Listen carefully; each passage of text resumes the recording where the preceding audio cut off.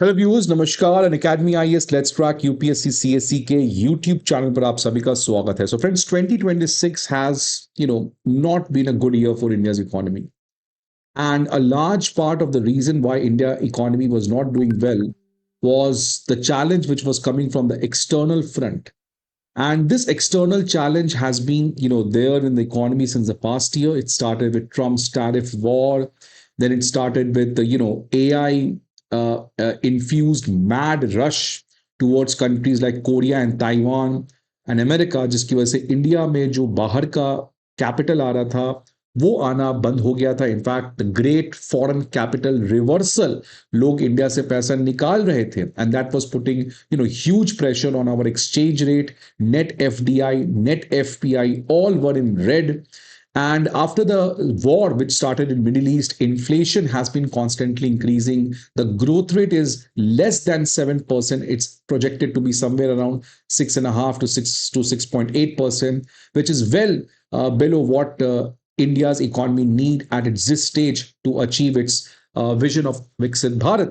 So economy में कहीं ना कहीं चैलेंज आते हुए दिख रहा था, लेकिन एक बहुत बड़ा चैलेंज इनफैक्ट जो लास्ट ईयर से देखने को मिल रहा था और जो इस साल बहुत बढ़ गया था, the challenge was these foreign capital, right. Foreign capital में जिस तरीके का एक बड़ा रिवर्सल देखने को मिला था, in fact the massive foreign capital exit which happened especially in the first 6 months of this year, that was very very shocking. लेकिन फ्रेंड्स, अब खबर देखिए क्या आ रही है टाइम्स ऑफ इंडिया में, द हिंदू में जो रीसेंट डेटा सामने आया है, उस डेटा में ये दिख रहा है that this foreign capital which was constantly going out of India, now कहीं ना कहीं this trend is reversing। और अब लगातार बैक टू बैक 2 महीने का डेटा, जुलाई और अगस्त, इन 2 महीने का डेटा देखेंगे, so the foreign investors are gradually back in India. So that is a relatively good news for India, because इससे हमारे एक्सचेंज रेट और फॉरेक्स रिजर्व पे जो प्रेशर आ रहा था वो अब कहीं ना कहीं कम होते हुए दिख रहा है। तो देख सकते हैं फ्रेंड्स, लगभग अगस्त में 21 अगस्त तक का डेटा आया है, तो लगभग 23,500 करोड़ फॉरेन इन्वेस्टर्स ने इंडिया के स्टॉक मार्केट में इन्वेस्ट किया है। They have turn out to be buyer, जो अभी तक लगातार they have been seller from the Indian equity market. देख सकते हैं फ्रेंड्स, डेटा क्या है कि अगर इस साल जनवरी से लेकर जून तक का डेटा देखेंगे, सो इंडिया के स्टॉक मार्केट से जो फॉरेन पोर्टफोलियो इन्वेस्टर्स ने पैसा निकाला है, that has been a massive 2.74 lakh crore. They have been 2.74 lakh crore का एक मैसिव एफपीआई एग्जिट हुआ है इंडिया से। But since July things have relatively changed.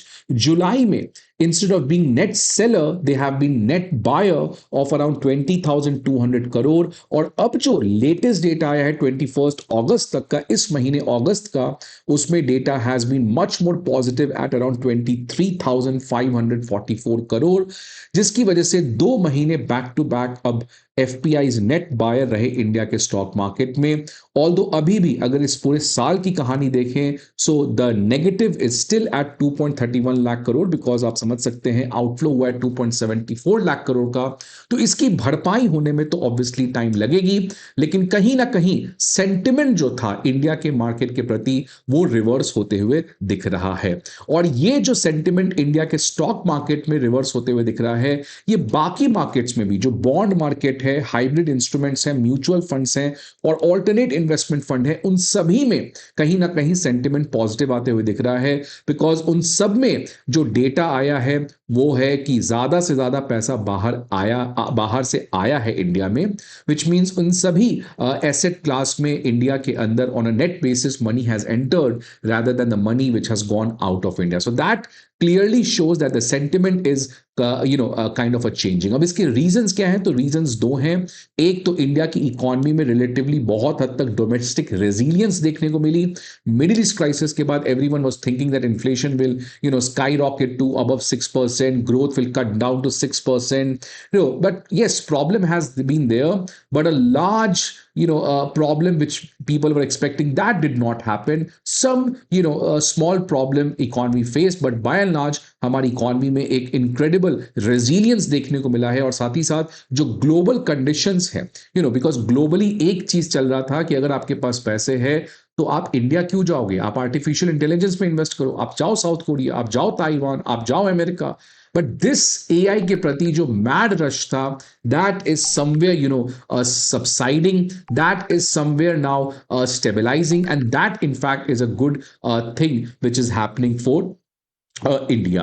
अब देखिए फ्रेंड्स, डोमेस्टिक रेजिलियंस की बात करें तो जो अगस्त में डेटा आया था इंडिया की कंपनीज का जो अर्निंग था, उसमें भी काफी अच्छी डबल डिजिट की ग्रोथ देखने को मिली, which again no one expected. लोगों को लगा कि इंडिया के जो कॉर्पोरेट सेक्टर उसमें सिंगल डिजिट अर्निंग होगा, but they outperform, they witness double digit earning, so that was really a very good thing. इसके बाद जो आईआईपी का डेटा आया, इंडेक्स ऑफ इंडस्ट्रियल प्रोडक्शन का, ये डेटा में भी काफी ज्यादा स्ट्रॉन्ग ग्रोथ देखने को मिला, which means our industries are performing good, and that clearly shows that if industries are performing good, obviously economy में जो डिमांड है वो भी कहीं ना कहीं अब ठीक होते हुए दिख रहा है। और इन सभी चीजों की वजह से अब इंडिया का जो ग्रोथ फोरकास्ट है फॉर दिस फाइनेंशियल ईयर, जो पहले 6.5% पे था, that now has been increase to, forecast को इंक्रीज किया गया है to 6.8%. That clearly shows कहीं ना कहीं yes problem तो obviously है, because we need to grow at least 7.5 to 8%, but still 6.5% पे जो estimate था, now that is inching towards 7%। और अगर वॉर वापस से स्टार्ट नहीं होता है तो you don't be surprised कि हमारी इकोनॉमी 7% के ज्यादा से ग्रो कर सकती है इस बार। इसके अलावा जो एक्सचेंज रेट है वो भी कहीं ना कहीं स्टेबलाइज होते हुए दिख रहा है, थैंक्स टू आरबीआई, जिसने एक फॉरेक्स स्वैप स्कीम लाया था जिसके अंदर $73 बिलियन 11 वीक में आया है, which again was not something which RBI in fact was expecting. So swap scheme sorry, इसके अंदर काफी ज्यादा फॉरेन मनी इंडिया में आया है, that again has put good favour to our rupee. और अगर ग्लोबल कंडीशंस की देखें तो जो साउथ कोरिया और ताइवान की मार्केट एक स्काई रॉकेट वैल्यूएशन पे पहुंच चुकी है। नाउ इन्वेस्टर्स जो है दे आर पैनिकिंग, उनको लग रहा है यार स्टॉक मार्केट इतनी बढ़ चुकी है, and history has proven that whenever a stock market increases excessively, that goes into a bubble zone, and when some small problem comes that bubble burst. So that is what is creating panic among these global investors who have been taken a huge position on the markets of South Korea, Taiwan and America.